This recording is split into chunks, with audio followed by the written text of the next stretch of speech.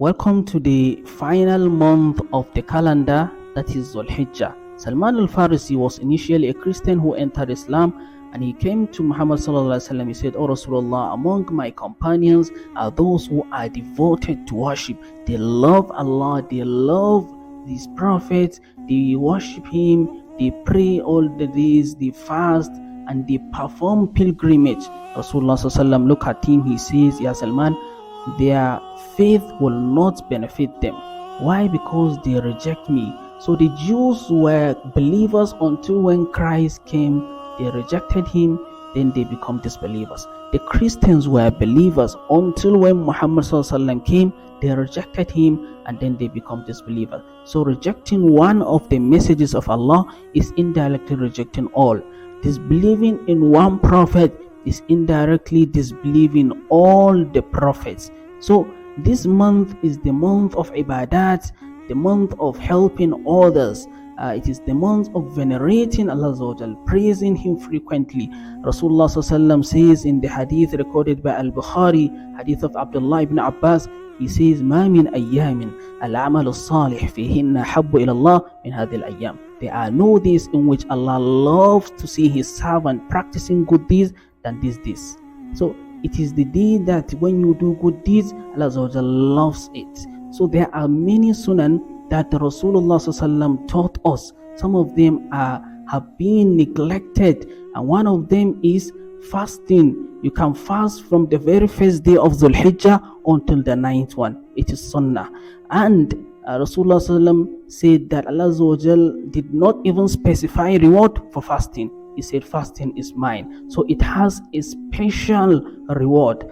And another sunnah that is practiced in these days is making takbirat on the street during the days and during the nights. The Sahaba used to go around in Medina.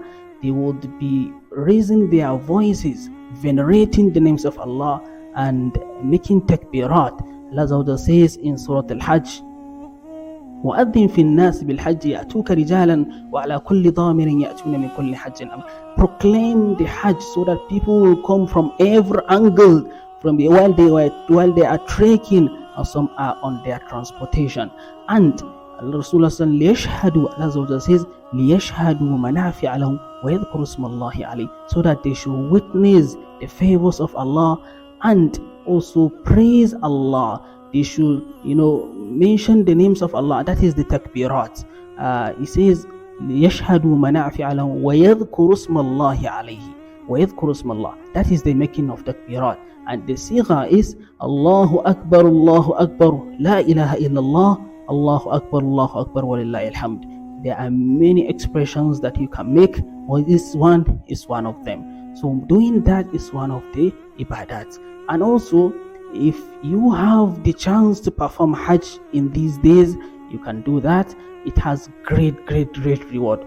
Rasulullah says in the hadith of Abu Hurairah recorded by Al-Bukhari, he says, "Man hajja wa lam yarfuth raja'a kayawm waladathu ummuh." Whoever performs Hajj and does not commit immorality therein, he will return as a newborn baby without any sin.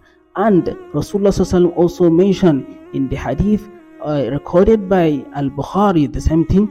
He says, "Hajjum mabrur laysa lahu jazaa'un illa al-jannah." The one who performs Hajj, nothing will stop him from entering Jannah. So nothing means nothing. So if you perform Hajj, Allah is guaranteeing you, as long as you have practiced it the way it is be done.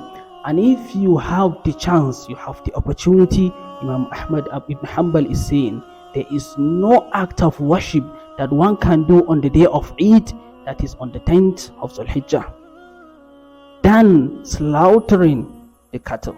So if you slaughter, nobody, no matter what he does on that day, will reach you in reward. Allah grant us complete guidance and enable us to witness this Hajj before our death. Assalamu alaikum wa rahmatullahi wa barakatuh.